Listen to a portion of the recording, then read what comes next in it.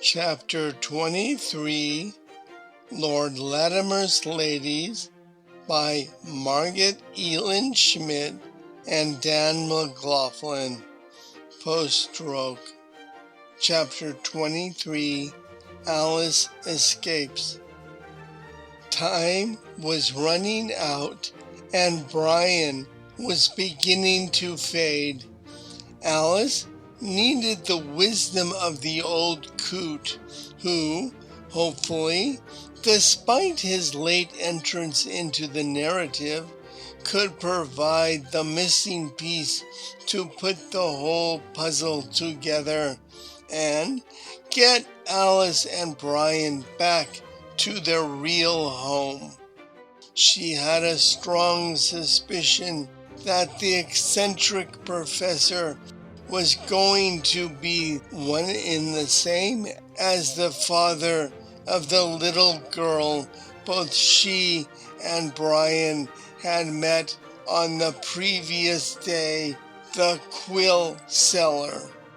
With a goal in mind and a deadline to spur her on, Alice moved at a brisk pace through the house, but at the door she hesitated.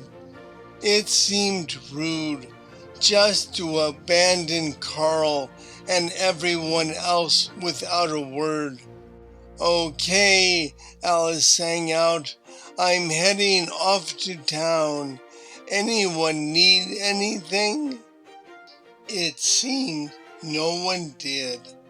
At least, no one shouted out for potato chips or toothpaste.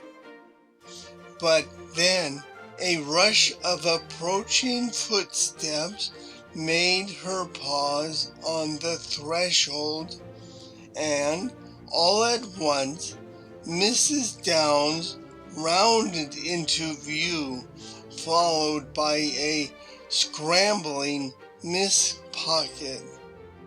"I told you to keep her in view at all times," Mrs. Downs scolded the maid under her breath, then turned her attention to Alice and, with a brittle attempt at cheerfulness, said, "Now, where might you be off to, my lady?" "Just to the village," Alice said, as a few more servants hustled into view. She took in the gathering crowd with the first stirrings of suspicion. "My brother asked me to handle an errand on his behalf." She looked around, losing her air of good humor. "I assume that's okay." "Lady Alice, that is most definitely not okay," said Mrs. Downs firmly, "as Miss Pocket should have informed you. A lady does not head off on her own to town or any other place. There might be persons unattached to the household."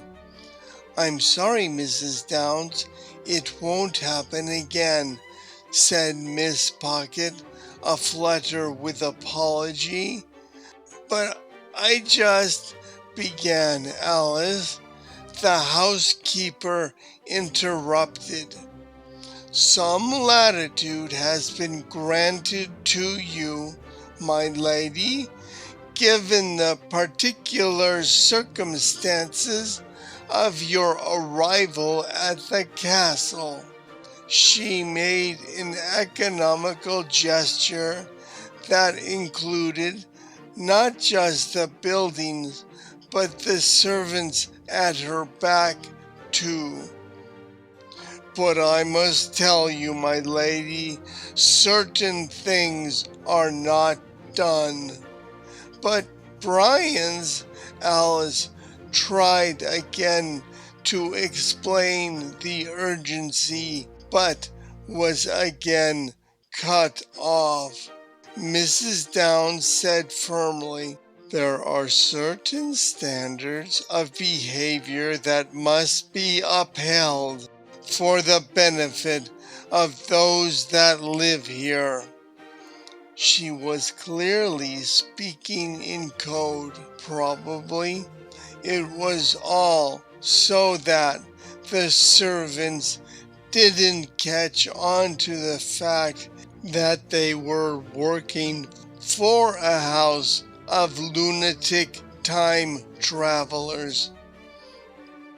Alice had figured out early on that the housekeeper knew the real situation, but apparently she hadn't passed the information around to the rest of the employees. Fortunately, as the resident Nancy Drew, Alice was able to reply in kind.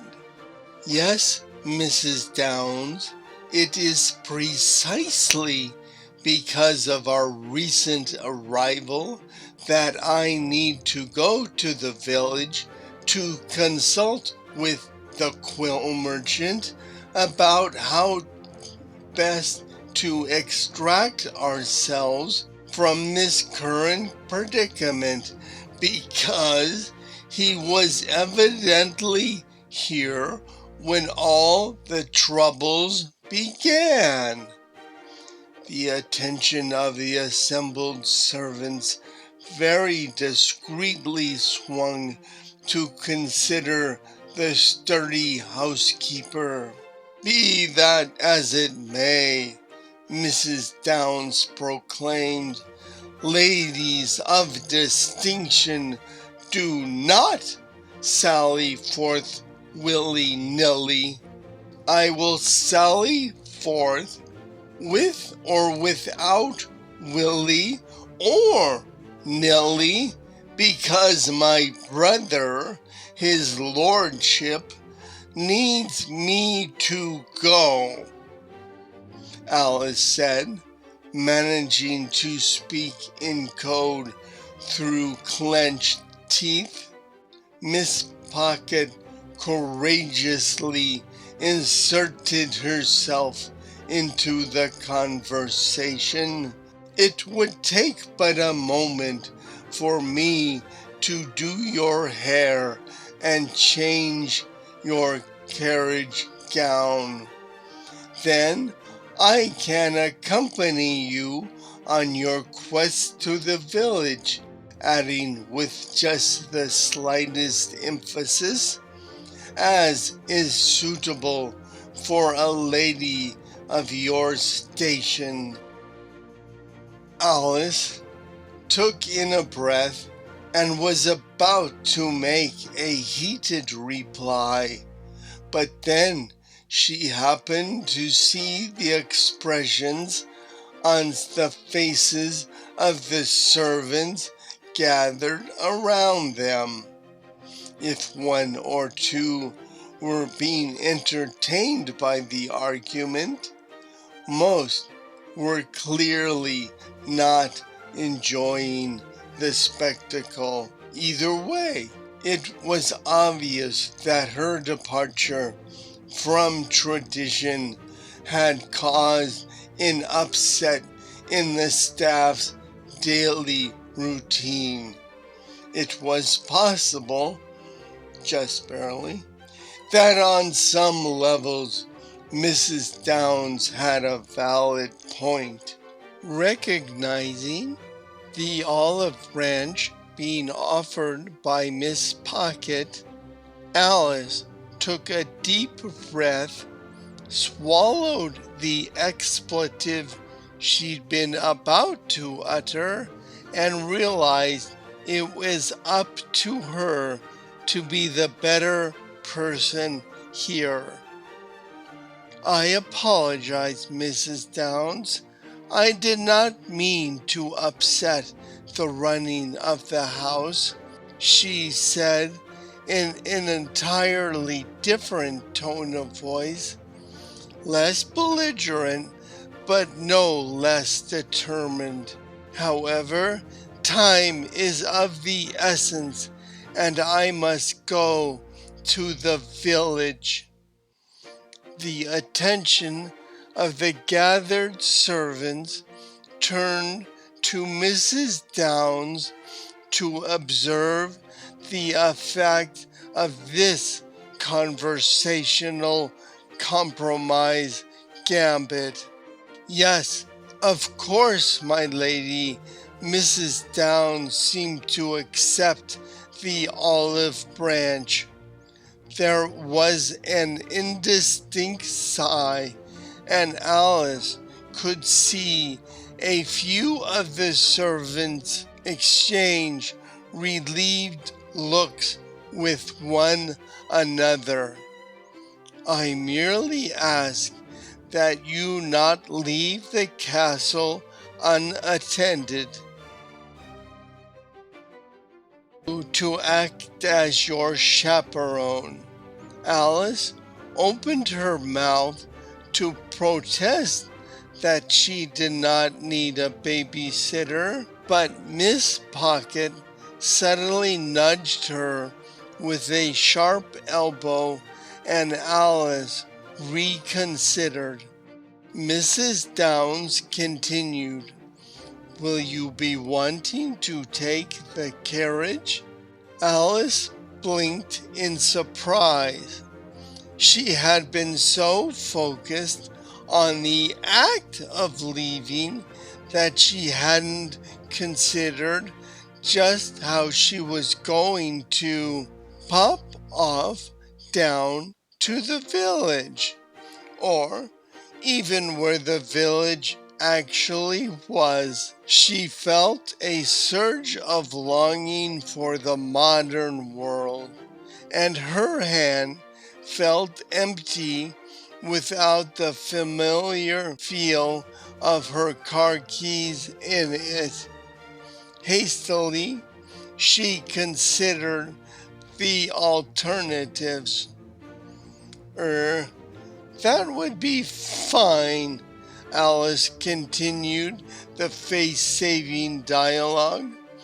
"The carriage would suit me most well. Yet it is of utmost importance that I go to the village. I would like to leave as soon as possible, please." "Would you please ask the staff to make the necessary preparations?"